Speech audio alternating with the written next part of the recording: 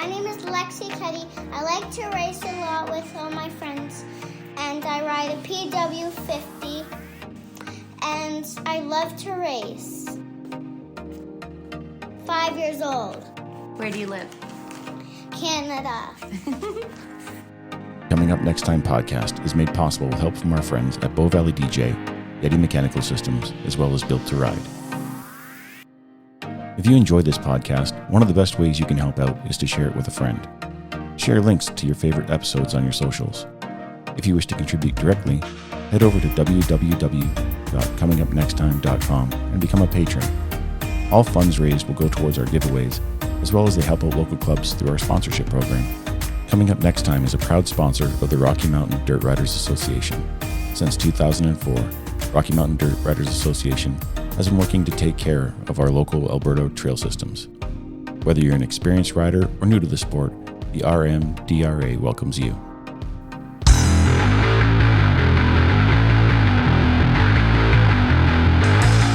Hello everybody and welcome back to the show. I'm your host, Barrymore. My next guest is somebody who's been on the show before. She had plans to go to 6 days, however the pandemic got in the way of that. Nonetheless, she didn't quit, continued to raise money and train. Now she's here to tell us about her experience at one of the most difficult enduro competitions in the world. Coming up next, this is Kristen Brodrick.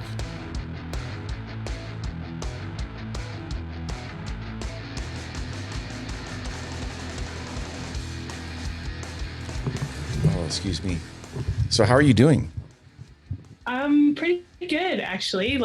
Been pretty relaxed, kind of took a bit of time off. So kind of uneventful right now because of the winter, but. Yeah, that's fair. How about you? About the same, I'm not going to lie.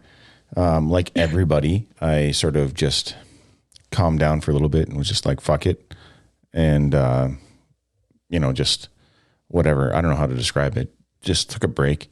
It felt like with all the free time of the pandemic, all of us tried really hard to fill that free time. And then without realizing it, I was sort of slowly burning myself out. Yeah. So it was. I feel like that sums it up pretty much. Yeah, I'm not going to lie. I think pretty well everybody I've spoken to has had that whatever feeling. It's just like, almost some folks sort of guilty with their free time.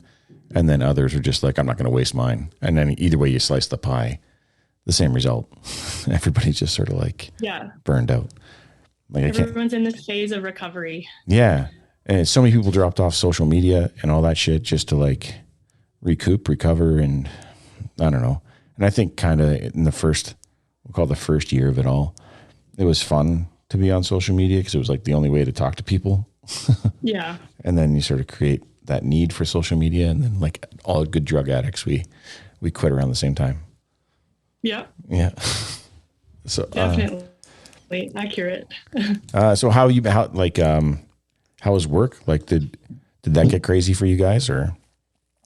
Yeah, it got really, I feel like all the stuff we anticipated to happen during all the height of everything, people were too scared to come to the hospital. So we were just seeing people who waited too long. So they were really sick, but it wasn't really busy in a sense that we were over capacity in my department. Yep. But then once things kind of laid off and masks came off, where I work got insane. And I'd say in the last month, we kind of have noticed it taper off a little bit, but, it's still kind of, I don't trust it. It feels weird. I'm walking on eggshells because I'm when is the 120 plus people going to show up? Oh, wow. So, and we're usually, I don't know, normal work stuff, normal nursing stuff where you're we're chronically short staffed and just over capacity. So, it is what it is. Yeah. So we're in this recovery phase, but I'm also tired from work.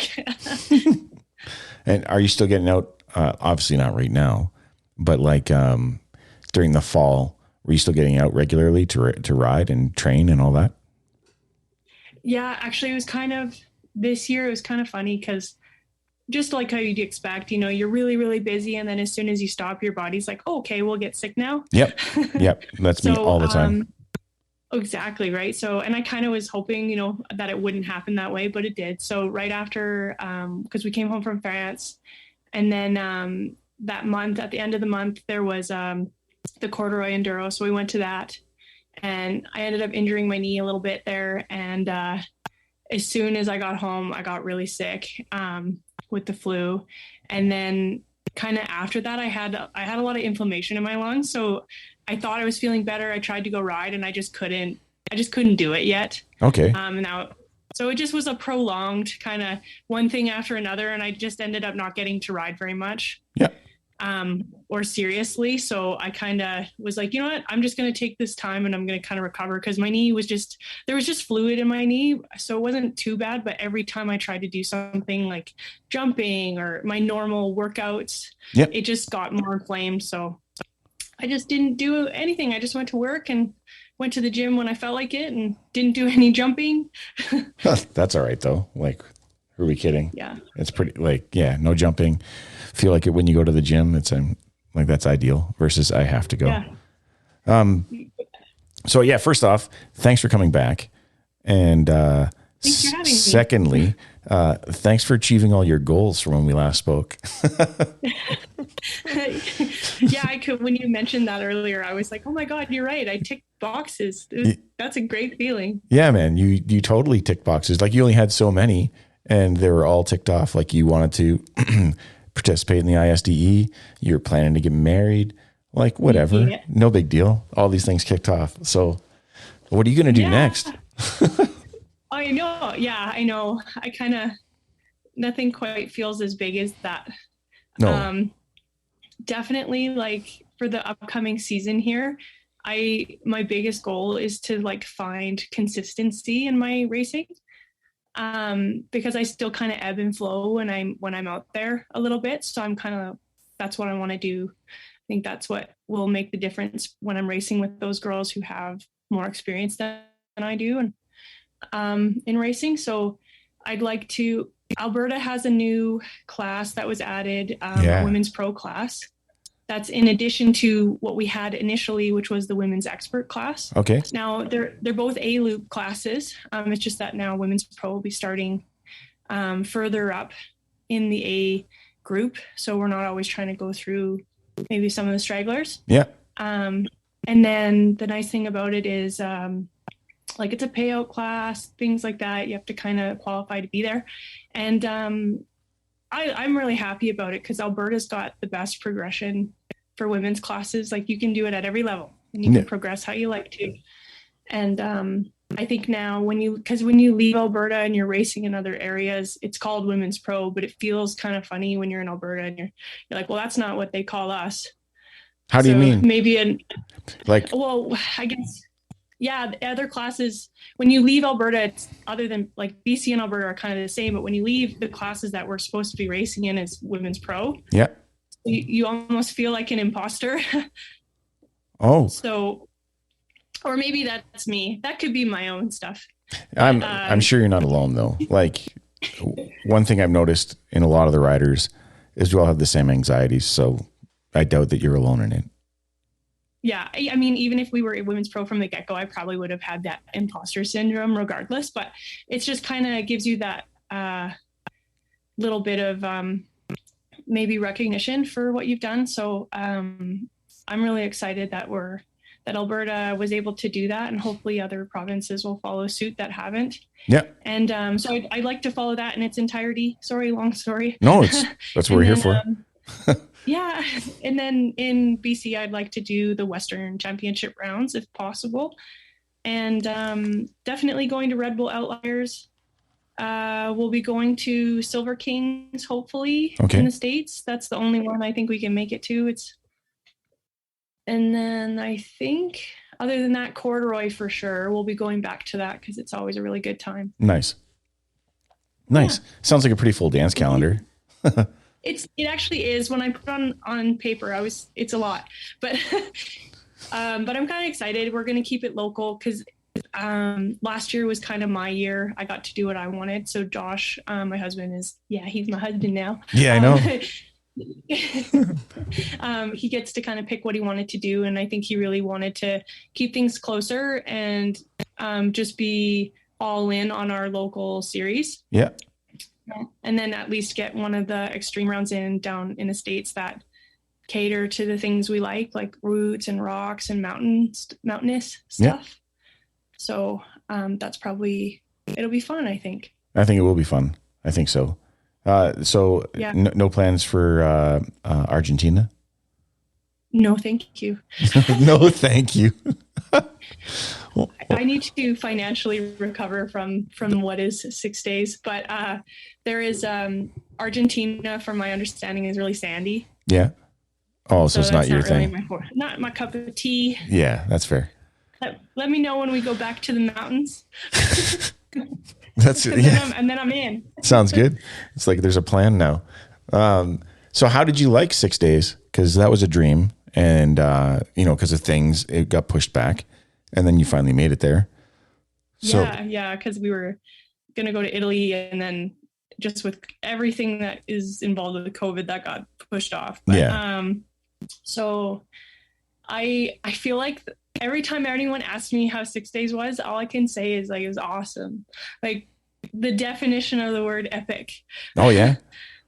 It was just, I feel like I got really, really lucky. I don't think that happens always for me in racing. So it's like all of these things had happened in my past. And then I finally got to go to this big race and all the stars aligned, and it ended up just being like just such an amazing experience. Like, to a point where like the whole time that I was there, I kept trying to brain dump like everything that was happening to Josh. Okay. And because I was like, I'm going to forget things from today. And he's like, you're going to forget. It's okay. But I don't want to, because it was everything. There's so many moments that I was like, oh my God, I want to share it. Yeah. But yeah. Let's start with the beginning, like just getting there, the transportation. Did you have to bring your own motorcycle, or did you rent one that was there? We ended up going the rental route. Back when we talked last, I believe I was still riding a 4-stroke. Yeah. And shipping, and they don't have the model of bike that I have here in Canada in Europe. Okay. So I was having to go through all this stuff of just trying to make that work. And I decided after, like, I was kind of in the process of this decision and like hashing it out with my husband. And we finally kind of came to the conclusion that in order for me to go, I'm just going to have to go as stock as humanly possible. And I really wanted to get away from using some of the things that I was using. So I ended up switching over to a 2-stroke, and that was a great decision. The bike itself is kind of like, I call it a 3-stroke. Nice. Because it has that 4-stroke grunt, but it also very light. And then it has a really light clutch pull. So I actually am able to ride it stock without any kind of tools to help my hand, because I had that hand issue. And then I had like a tendon issue in my hand. So I was using a recluse for a while, and then the Midwest lever and all that stuff. So now I've just got like a little shorty lever on there, and it works perfectly. Okay. And I just have custom, like my forks are just revalved. So I stripped everything back pretty much, and then I just rented when I got there, and they give you a brand new bike. So it's like a present. You get there and they're like, here's your brand new 2023 6 days edition. And you're like, oh my goodness, look at all these cool parts. And then we rented there, and then you also rent service. Okay. So that was a difference this year compared to other years, is that we didn't, like, especially with COVID, like finding volunteers and shipping all of our container and everybody, like it was just not going to happen. Okay. So we rented service, and that goes through KTM, kind of their headquarters. And that ended up being such an incredible experience too. The factory rider feeling. Oh yeah. And they're like, it's like all their R&D department. So and they were so lovely, and they've done it so many times that you end up you bond with all the mechanics and everybody. And they were so awesome. Like I loved working with them. And then I have my own mechanic. He came with me. He's kind of like a factory mechanic in my opinion. So I kind of felt like I was really spoiled. Nice. But yeah, so we get down there. You just end up renting everything. So the only thing that was a struggle really getting down there was shipping parts and getting it there in time. That's fair. Because no guarantees at that time either, right? Oh, for sure. Everybody's luggage went missing. Everybody was like, everyone lost suspension somewhere along the line. So we all managed to get it. But Josh had to drive to Lyon, which is like a 2-hour drive from where we were staying, and like basically harass the airport because we had air tags. Yeah. And I could see that my bag didn't even leave Canada, and it was my suspension and parts bag. So I'm like, great. And then even actually funny story, when we landed in Lyon, we were waiting for our luggage, and I saw my teammate, Mary Claude, her bag was on the belt, and she had got there, I think the day before. And I'm like, I'm just like, it was just laying there. You could just pick it up and leave. Okay. There's like no security about it. So I ended up getting her stuff, which was really good. But then it made me paranoid that someone was just going to walk away with my luggage. Yeah. Yeah, you're everything. It all worked out. That just sounds dramatic, though. Like it was. I was talking with DC the creator, or Dougie, and he was telling me about Jarvis coming to Canada with his suspension, and it got held up at the border because he didn't have the correct paperwork. Yeah. So it's just like, I wonder if they did that to you guys, kind of thing.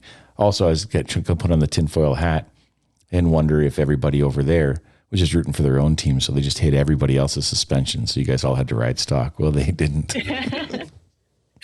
Yeah, maybe. Yeah. I don't know. I hopefully we can all manage if we have to ride stock, but it just wouldn't be that great. No, I'm sure. Like from what I've learned in this podcast series is that suspension is almost more important than the engine. Yeah, I don't, as long as you have suspension set up for you and you understand kind of what you're asking for. Yeah.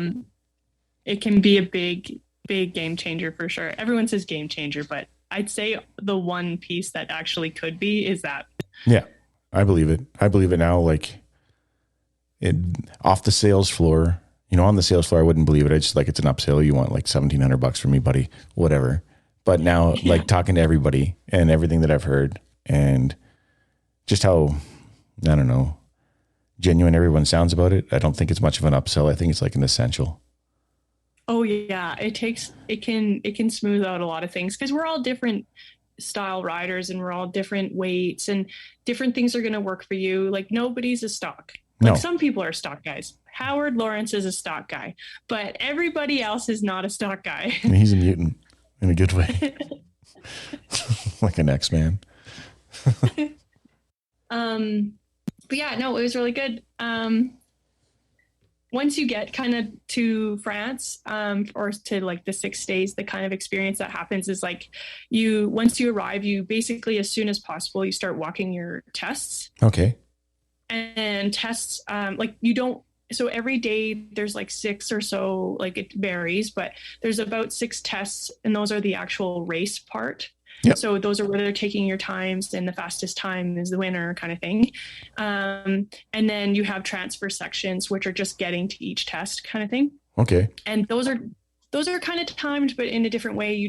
They just want you to be at your checkpoints on your minute. Okay. So that's where like the penalty stuff comes in and all that stuff that people talk about with enduros that we're not used to here in Canada. But basically you want to be on time. You can't be early. You have to stay on your minute. And that's where people can get penalized, but otherwise you're just trying to get good test scores. But yeah, so you walk every test and it's like literally as soon as we landed, we were out hiking every day for 3 days straight. And then you kind of get over your jet lag during all of that. And it's kind of nice because you get to see all the countryside. We got to see all the countryside from a different perspective, like out of town.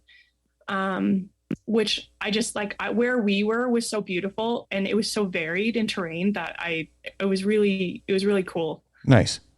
So where were you? Like France is a pretty big place. So do you know the name of the town anymore or? We were just outside of Le Puy. Okay. And the actual paddock, and pits and everything was in a place called Fille Saint-Chenet, which is like a very tiny little kind of like village. Okay. And it had an airport. So we actually were at the airport.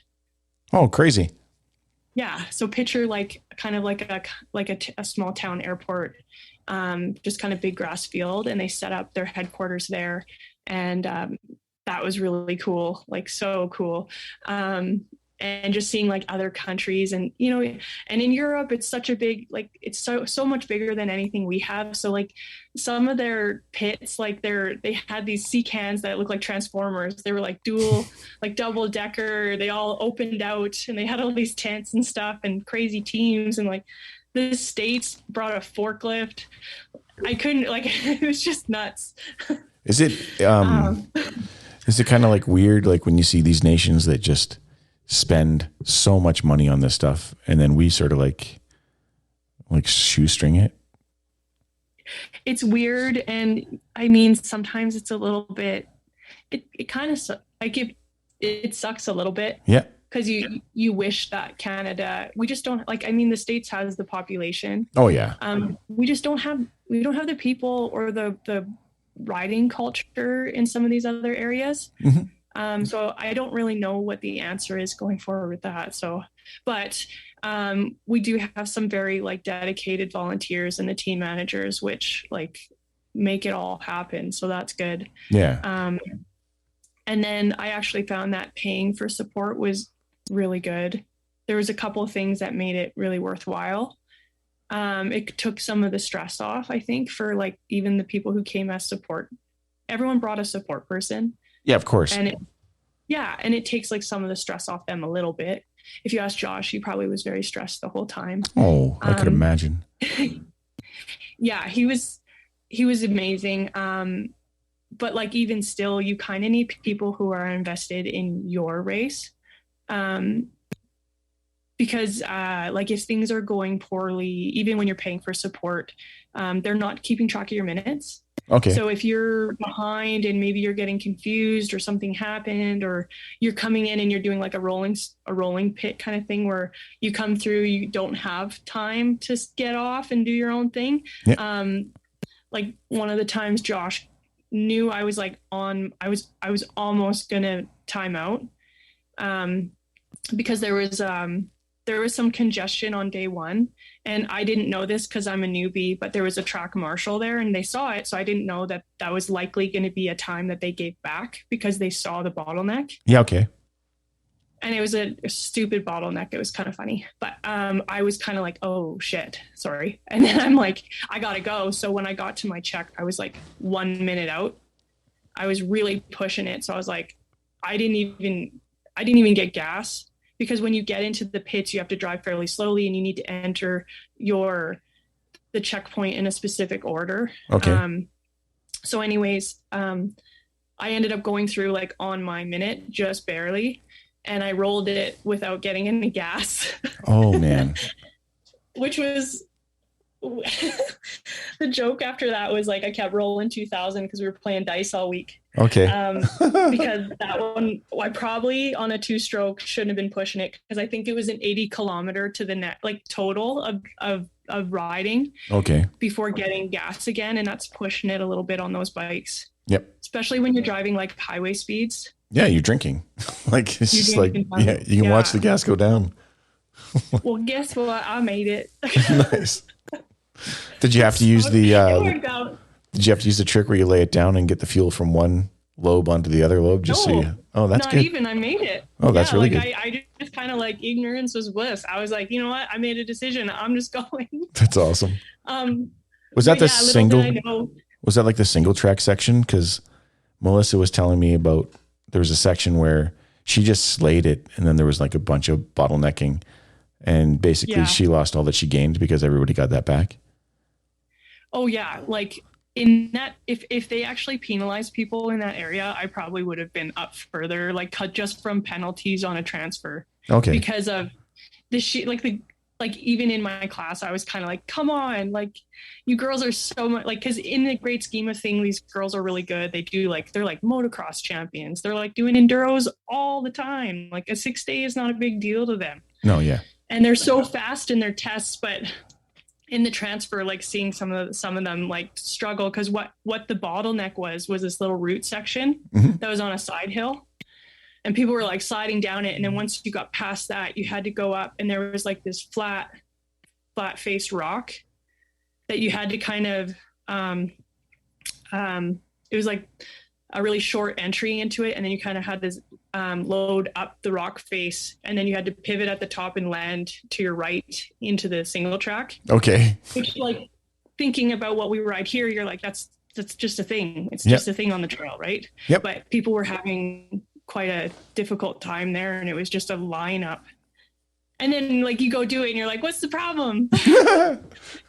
So, but yeah, I know they gave our time back, which it's okay. It is what it is. Lesson learned. Yeah. But it's funny what you see as a bottleneck and what isn't. Yeah, that's fair. Like, yeah. That's like, so that, and that's like your first day pretty well, right?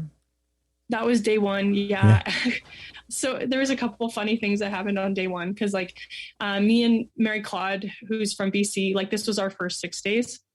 And we knew that like, we're not going to be riding with Shelby for too long. Like day one, we would be with her when the checks and that she would probably get up ahead of us. Yep. And then by the next day, she probably would have moved up in her minutes just based on her test times.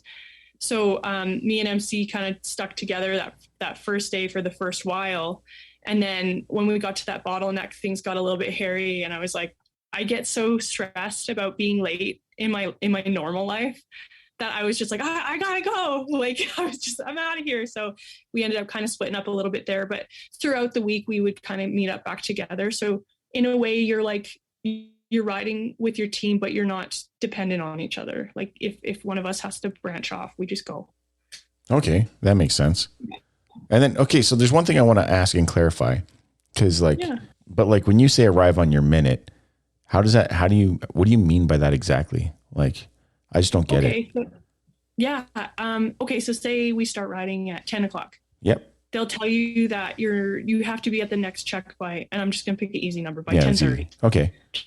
Checks are usually longer than transfers are longer than that. But basically your minute would be 10:30. So if you have 30 minutes to get from point A to point B based on this minute, everyone else, like you in that. So say if you're 10 o'clock, that means the next person's going to be 10:01 and then 10:02. So they would be 10:31, 10:32. Okay. I get it. So usually what happens is on the transfer section, somewhere along there, you're going to run into a test. Okay. So you're riding, you get to a test. It doesn't matter when you start on the test. You just go when you're ready. They take your time and then you continue on until you get to your check. Okay. Now, ideally, say if I'm supposed to be there at 10:30, my goal would be to get there at the bare minimum 5 minutes early, but a good time would be like 10 minutes. Okay. So that you can get there, gas up if you need to, have something to eat if you have to go to the bathroom. Like you need time to do that, right? Yep.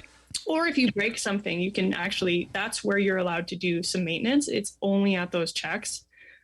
If you want help, because anywhere else, like if it's on the side of the trail, you're on your own. Yeah. So they say anyways, from what I saw, some people it was interesting. But anyways, we were down there. So say you do all that stuff, you leave and your next test check is at 10:30. You cannot roll through the check until 10:30. Okay. So if you went out at 10:39, you're actually 10:29, you're going to get penalized for being early. Okay. And if you go through at 10:31, you're going to get penalized because you're late. Okay. So you have to go on that minute. And they're not going to tell you either. So you have to keep track of your own minutes. And then that means that at every other check, so say I go through a minute late. Well, that means I have to adjust all my times by 1 minute to make sure that I'm not going through on what I thought was my minute because I was late now. So all your times change. Okay. I get it. I know that it sounds a little bit like a mess, but it's not too hard to figure out. Yeah. When you're there. So you're like, okay, I just add a minute and then you're good to go. Okay. That makes sense. And then it keeps everything sort of orderly. Everybody's arriving. It does, Can you imagine if everyone was just doing it on their own and there's like 600 riders? It'd be awful. Yeah. Because there'd be another bottleneck at the check gate. Oh yeah. And sometimes there would be, like, by the end of the week, for some people, like they'd come through and some of the riders from the back, like the faster club guys, would start like trying to get through the tests ahead of you. And you're like, hey man, I'm on my minute. You're way ahead. Like you have to let me through first. So you do kind of have to be assertive. Okay. Again, even with that, I was really lucky. I didn't have that problem, but I do know other riders who did. And it was like, they had to get to a point where they're like, you have to let me through, or you'd be like pushing them out of the way. Okay. I get that. So, yeah, stuff like that. Racers being racers and all that stuff. Yeah. But you're basically going on to day 2, because we had the funny story about whatever, just the bottleneck and all that stuff. Then I asked you to explain the minute, which is my fault. I should have waited till you're done day 2 and started day 3. No, it's okay. All good. Yeah. Oh, no. Honestly, day 1 had so many funny things. Like when we started riding, it was really cool because like Jessica Gardner and like all the girls who are like the top 5 and have been for years were like, we were all riding together. Yeah. And like at one point, and this is, I guess it's not really my story to tell, but it was just one of those things that happens when you're kind of overwhelmed and it's the first day.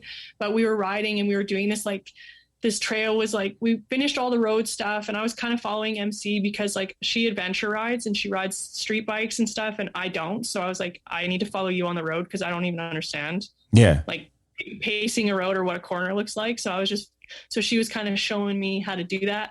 And then when we got into the single track, like I'm following her along and it was kind of cool. It was this like super tight switchback downhill and it was really rocky in the corners. And like, you had to do some pretty decent drops where you're like, a little bit nervous. Yeah. And we were riding along the side of this little pond and like this little edge of trail. And it was big kind of rolly rocks on the trail. And we're just like trucking along and suddenly out of nowhere, MC just like hard left right into the pond.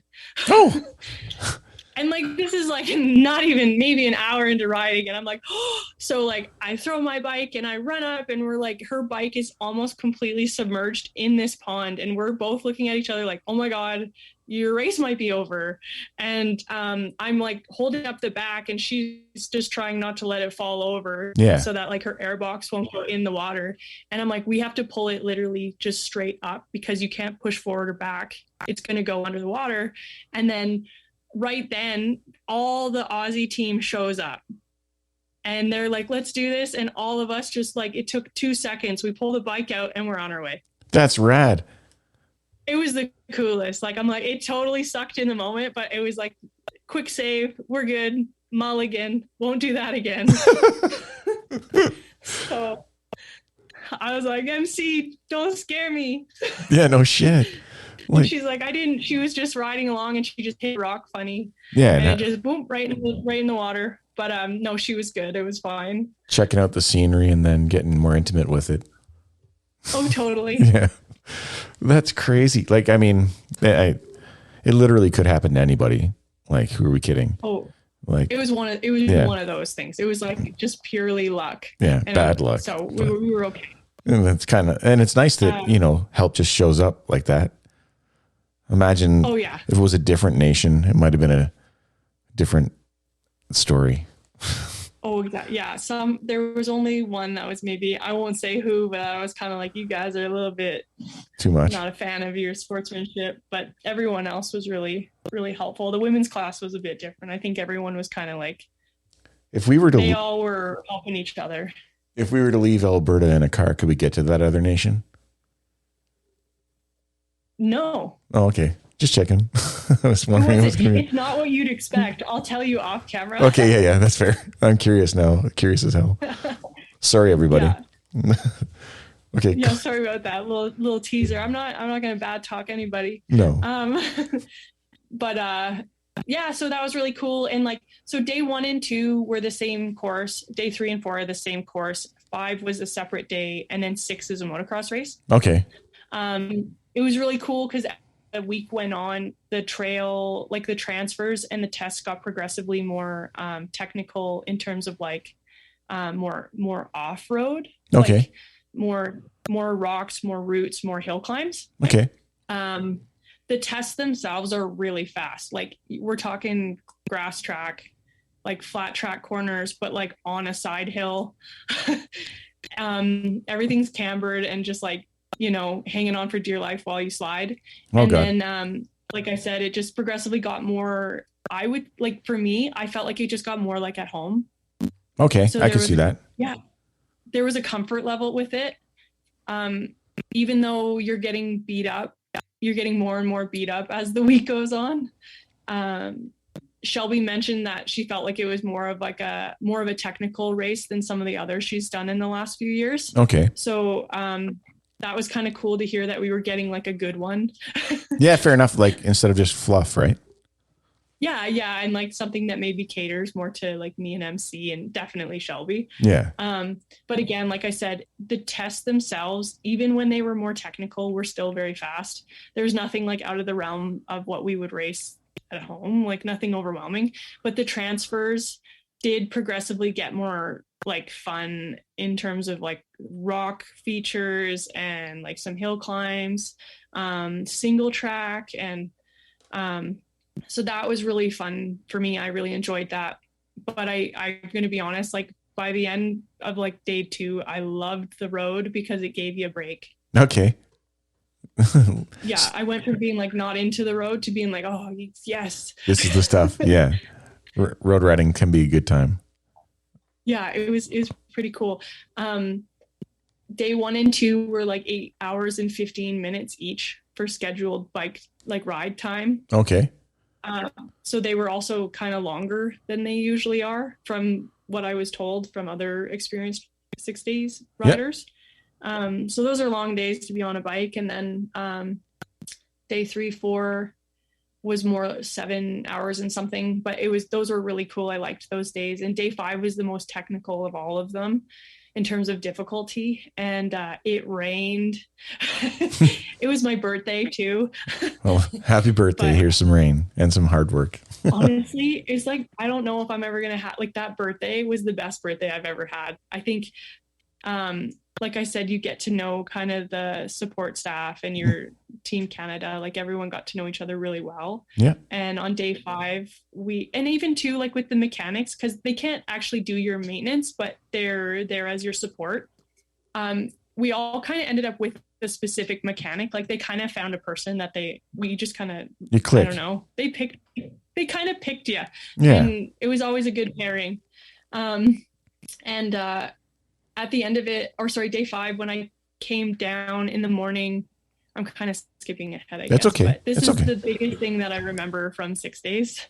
And just like for a perspective in terms of 6 days, if you finish day 5, you've basically done it. Because day 6 is a motocross race. Okay. You could literally just do a lap if you're not looking for points, and you'd be a completed, like you've done it.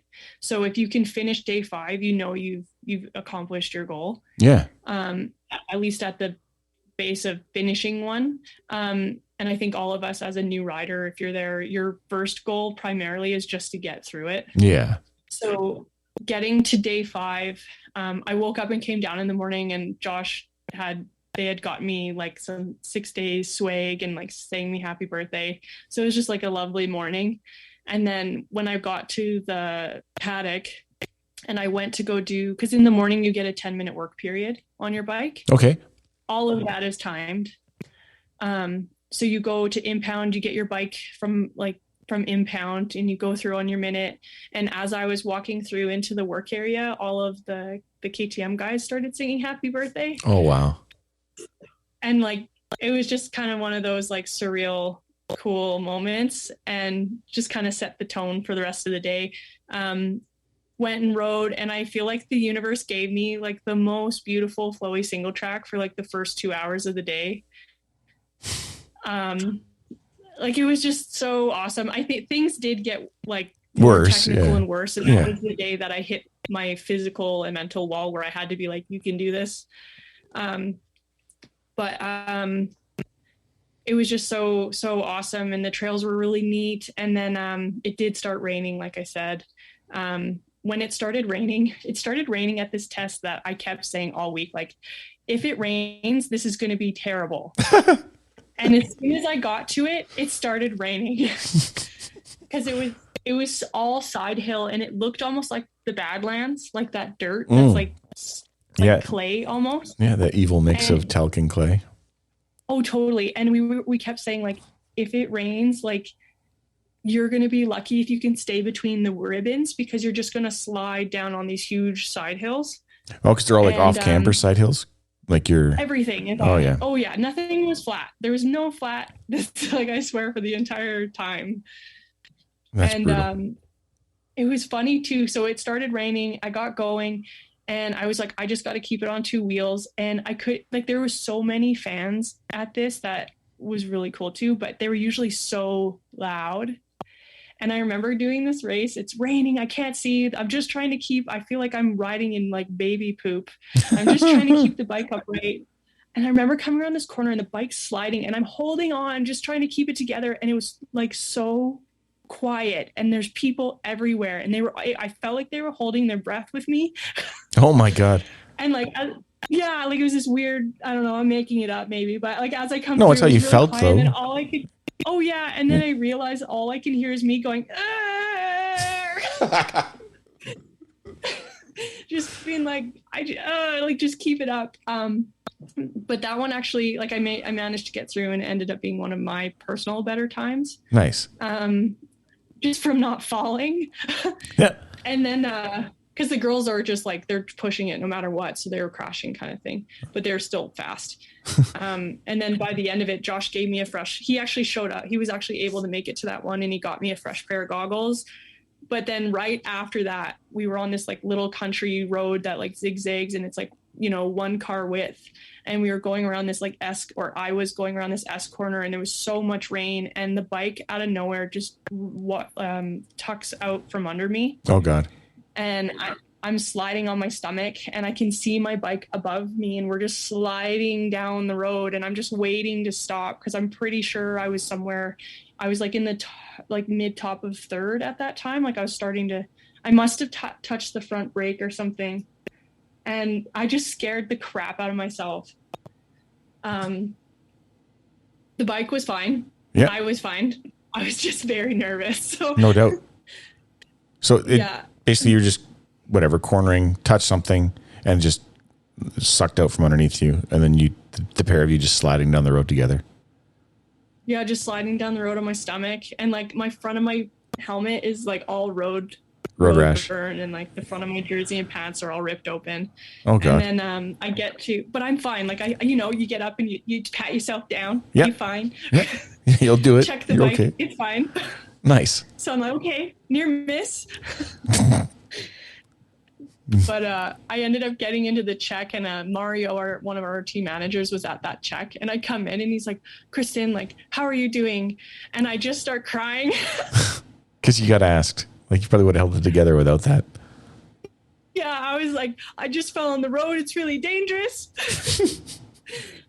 And I think like there was a couple things, like there was another country, their team was kind of, they were doing things deliberately that were really frustrating for me because they were constantly like they were getting in the way. Yeah, I can see that. So there would be like these big rock features and you couldn't really see, and then you'd come around and the whole team would be helping each other. And then you wouldn't have a run up anymore. And then they would look at you, like literally look at you and then just leave.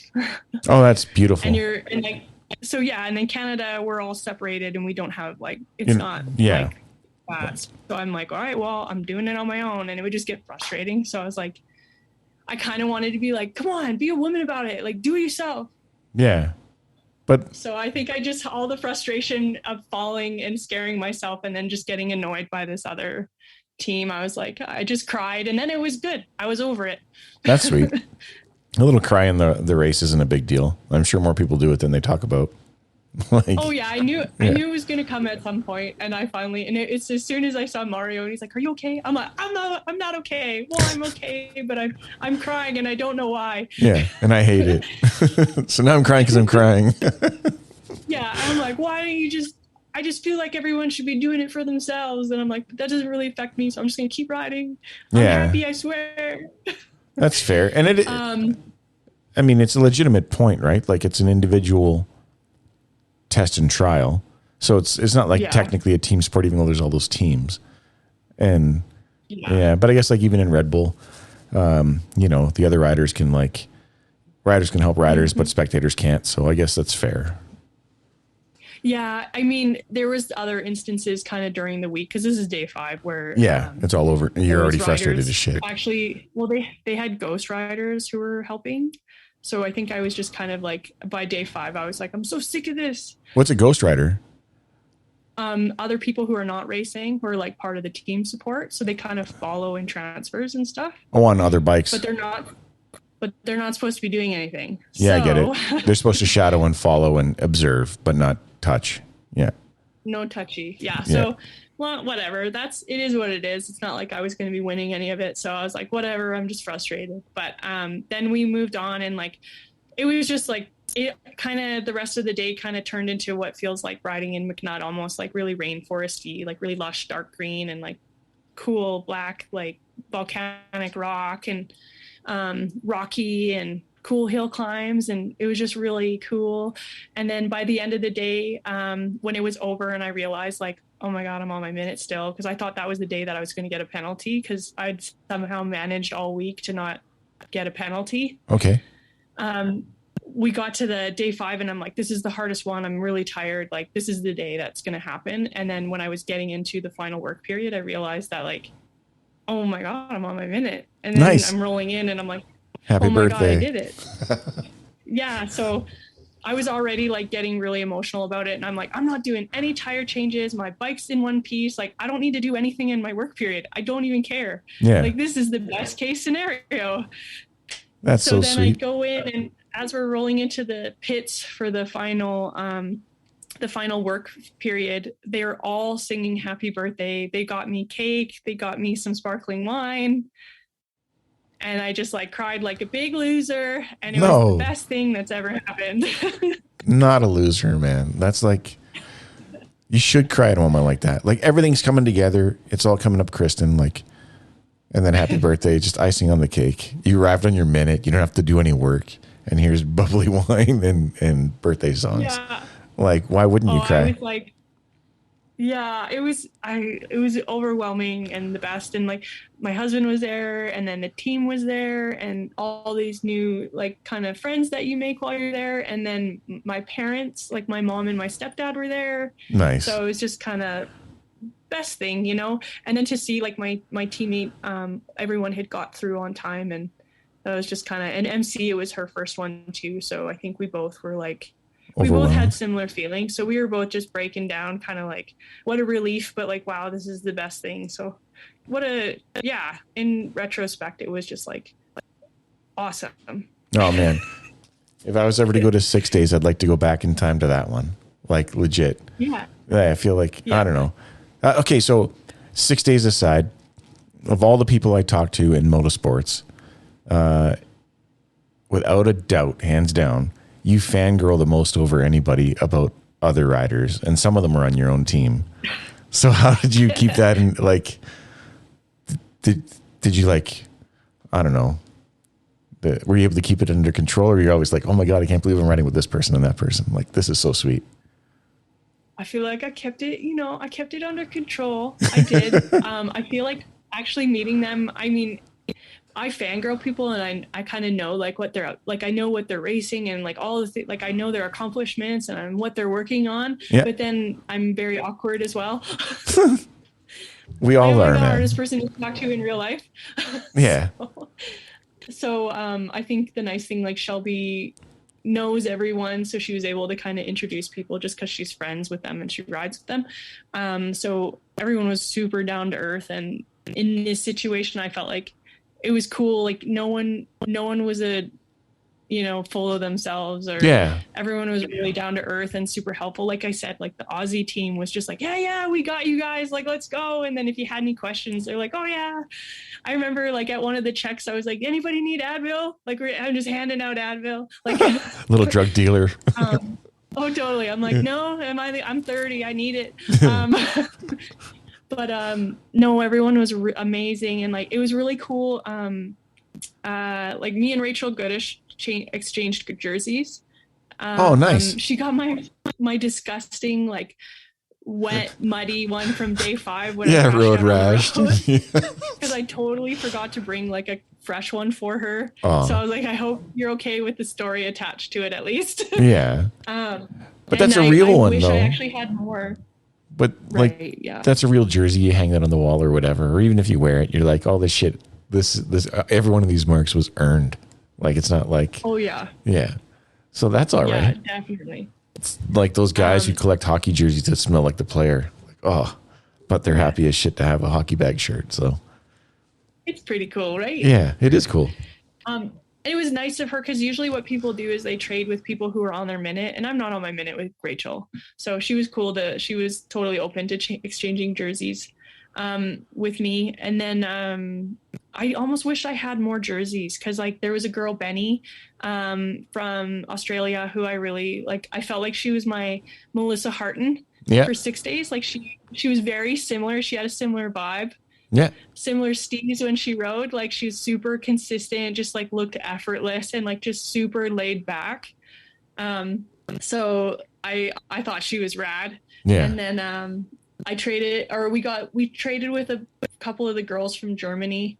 So that was such a cool experience. Like I think, and then listening. So there was this huge jump on day 5. It was like this huge step up. Okay. And you'd come out of this corner and you could go literally as fast as your bike could go. It had such a long run up over this thing. And then you could send it over this huge step up that was sketchy as hell. And I'm like, I'm not jumping it. No, thanks. I don't jump anyways, especially not this.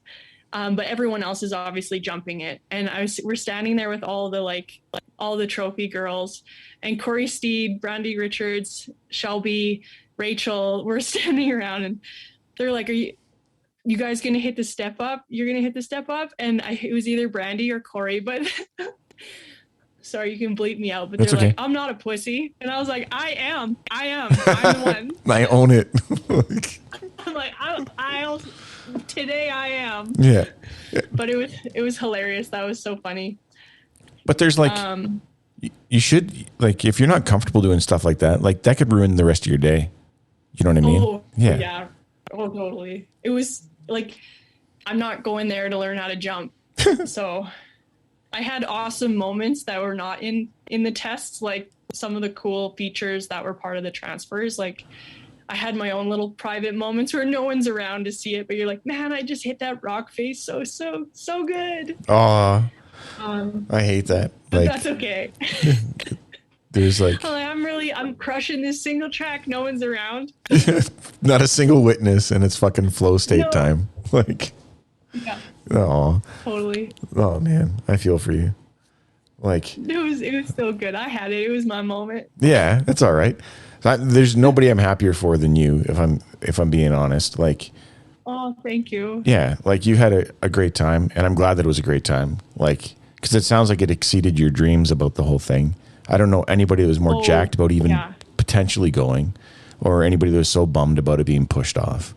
So like, yeah, I don't know. Yeah, I'm just so happy. Like, yeah, thank you. No trouble. And then I was also like, because I know what your little fangirl self, just wondering how crazy that person would be at the end of the day, running around. So, when did you getting all this shit from everybody? Yeah, I'm like kind of keeping it on down low, but like I think you're really cool and awesome. Yeah. Do you want to sign my water bottle? I'll keep it forever. Like, no. Totally. Yeah. You're the most human rider out there, so it's just like it's awesome. Oh. Yeah, it was pretty amazing. You know what's actually one of the coolest parts about that race? What's that?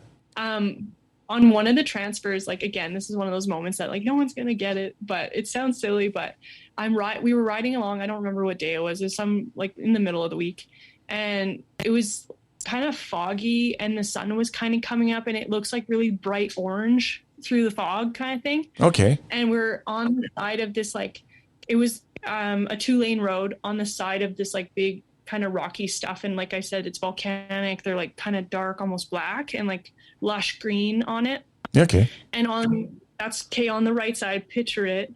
And then on the left side, there's a sand beach and water. and I'm looking down just a little bit, you're on the road. I look over and I shit you not, there's a horse by itself out on the beach, just looking out at the water in the sun, just living his French life. Yeah. And and I was like, this is like the most surreal, beautiful thing I've ever seen ever. And I was just like, mentally like snapshot, like remember this. If you don't remember anything, you remember this moment right now. Nice. And it was just so cool that, I don't know, just that for me, that was it. I was like, it was my birthday and that horse on the beach. That's so rad. Like the thing I appreciate the most about you is like the snapshot. Like you knew well enough to make an effort to try to remember all this stuff so you didn't forget anything. Right? Like, yeah, it's in my other job, I try to tell the people who are having their special day to just slow down and like think about what you're doing right now and like take it all in and try to remember it, talk about it, whatever you can do, because the day goes by so quick. It's you're like, you get caught up in the day itself and you don't necessarily take the time to like appreciate the day. And then, it's over and you never hit record. Right? Like, totally. Yeah. So then you're fucked. That was a legitimate fear I had. That's a good fear. Either my anxiety was going to take over and I wouldn't actually be able to appreciate or calm down or just let it happen. Yeah. Despite the fact that I'd worked so hard on it. Yeah. And I'd say that that's the other thing, that like all the stars aligned, that I absolutely had anticipation anxiety, and it definitely boiled over on one of the days where I was just like, I needed to be like, literally Josh was like, you got to check yourself. Cause it was just like boiling over. Okay. And then I was like, you're right. It's getting to be too much. And then after that, it was fine. So, and I'm often like this with races. It's like, as soon as it starts, I'm just in the moment. Okay. Is it like, without having Josh there, could the outcome have been different for you? I think it would have been really challenging for me. Like, sometimes we don't play off each other the best when it comes to like when I'm really overwhelmed with anticipation anxiety. Yeah. But he's also the person who understands me the most. And I think there was even a situation where there was a misunderstanding where they thought maybe he was, during the race, like making me feel more anxious, but I was already there. Yeah, you did that to yourself. My bike didn't start on the start line, and then it did, but I remember just being like, I tried all the things to get it going, and then I'm like, I think it's flooded. And then I wasn't in the moment sure. I was like, shit, what do I do next? And like, he ran over and was like, just open up the fuel line. And I'm okay, do it. And then it worked and I left. And it was like, but even at the checks, like if I am explaining to him what I'm feeling, because I only brought forks, I didn't bring a suspension or a rear shock. Yep. So when I went out, I was like, I'm getting like, it's kicking me in the ass. I'm getting like, I'm like, when I'm landing off of things, it's like bucking. So I like let him know. And so often I just need to double check if I'm feeling like that cognitive overload. Yeah, I get it. Of like, I just want to make sure that I'm turning it clockwise and then I'm going to go about this far. Do you think that's going to be enough? Like, we just check in. Yeah. So those little things were like, I really like, we have a good relationship where that works. And then again, like say when I roll 2000, like he's the one who's like trying to make sure he can figure out where I am just in case I get stranded, which didn't happen. But he was kind of like, he just wanted to have an idea of where I was at. Cause you can't fuel up anywhere else other than the checks. But he was kind of like, I just want to make sure you're not in the middle of nowhere by yourself. That's right. So he kind of tracking me a little bit. And then when I had 2 checks where I kind of had to roll them. Every other time I had like 10 minutes or whatever.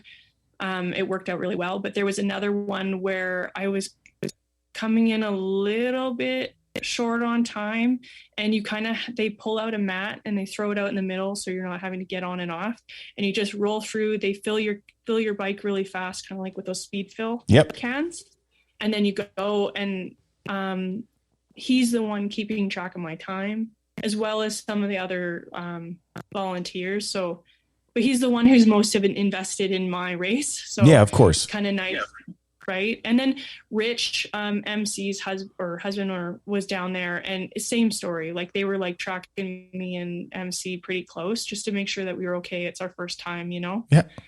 So I feel like having them there was really, it was a lot. It was everything. Yeah. Yeah. It's not like a regular race where it's like, okay, babe, I'll see you in 6 hours because, you know, whatever. And if you don't roll in 6 hours, 6.5, right? Like, and then it's like 8 hours for 5 days. You know, it's a hell of a lot of worry for a loved one to have. Because, I mean, I don't know. I know when I would go off racing because of Paula's lack of faith in my returning, the look in her eyes when I set off on something, when everybody's just like, fuck, that's so crazy. Like, my race, you know? So it's just like, and 6 days has kind of a reputation for being hard on the rider.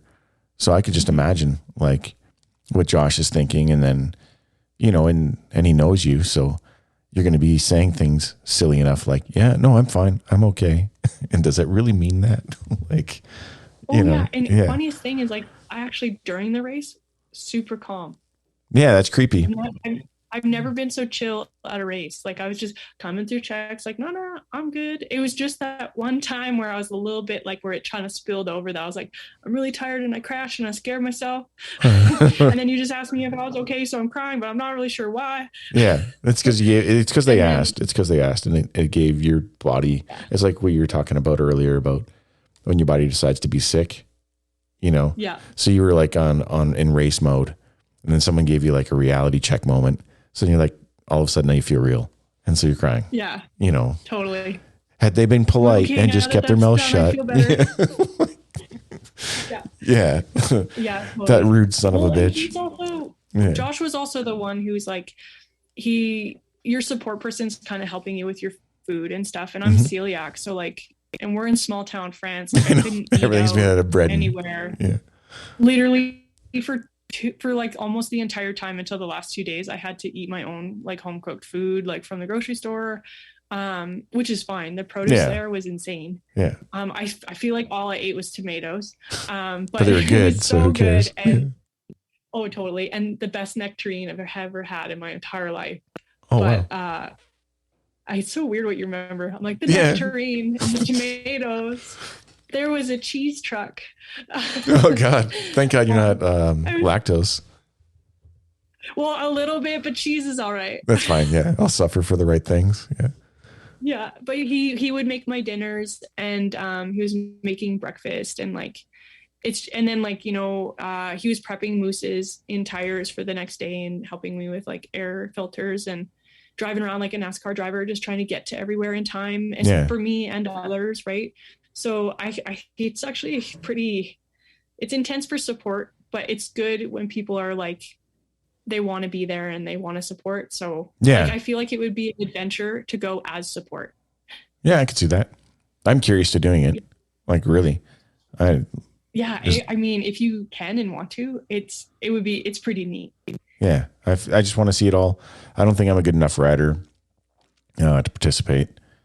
I mean, I know I'm redneck enough that I will get through all 6 days, but like I crash a lot, and I've had so many DNFs from. I did some of that. Yeah, I have like DNFs from like breaking shit, so it's just like, you know, the potential for that. But whatever. I mean, it's just a day, so yeah. They do have club classes. Yeah. Oh, if anything, I would just do club class because it's like doing it for fun. Like there's no pressure.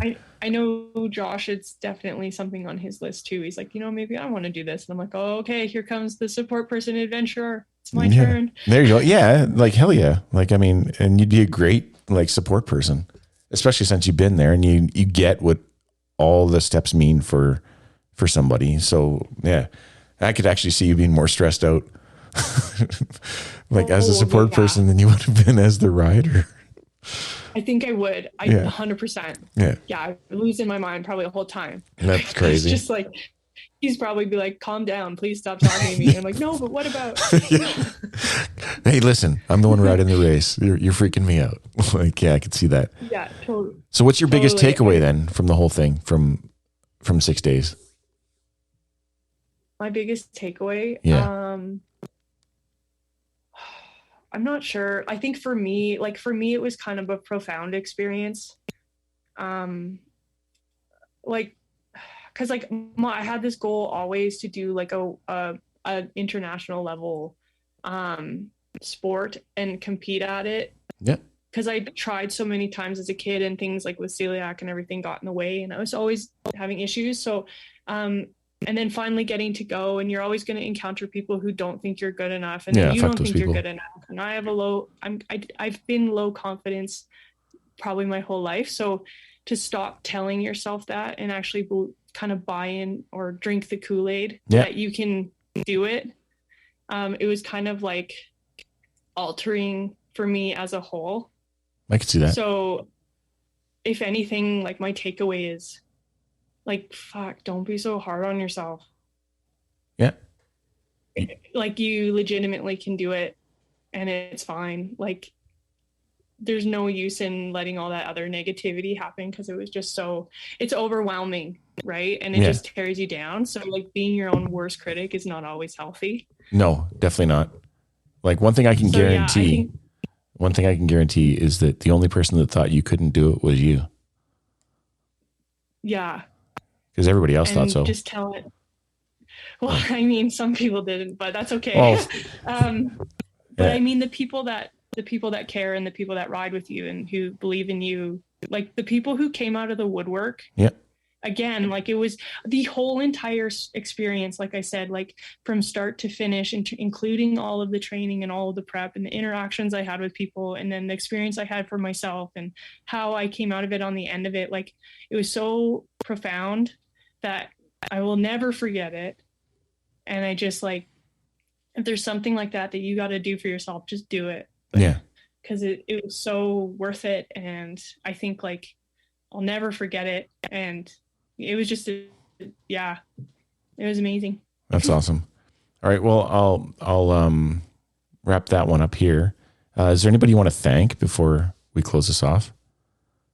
Yeah, sure. 100%. I'm starting with Josh. Like there's too many things to thank him for. He's just my best friend and he helps me with everything and my biggest cheerleader. And then KTM Canada, they helped me out this year. They kind of stepped up and really supported me. So KTM Canada, as well as CycleWorks Calgary, like they're my team. And then along the line, just, Fox and Bulletproof, Recluse, Mongoose Machine, Sosa, Rad 2.0 with Shane Cuthbertson, my friends, Melissa and Steve, they really helped me out. My parents, all the companies that helped me out, all the individual people who actually stepped up and donated to help me kind of live my personal dream. It makes me want to cry. It was amazing. Yeah. It's okay to cry about this stuff. Like it's emotional stuff. Like people who pretend like it's not, like it's just another Wednesday. I don't know. Totally, right? Yeah. Well, that brings us to the end of another episode. I want to thank my guests for taking the time to sit down and chat with me. A special thank you to you, my supporters. Without you, this would not be possible. If you enjoyed the show, give it a 5-star rating. And if you haven't already, be sure to like, subscribe, and share. If this is your first time listening, I encourage you to take the 3-episode challenge. Once again, thank you for your continued support, and stay tuned to find out what's coming up next time.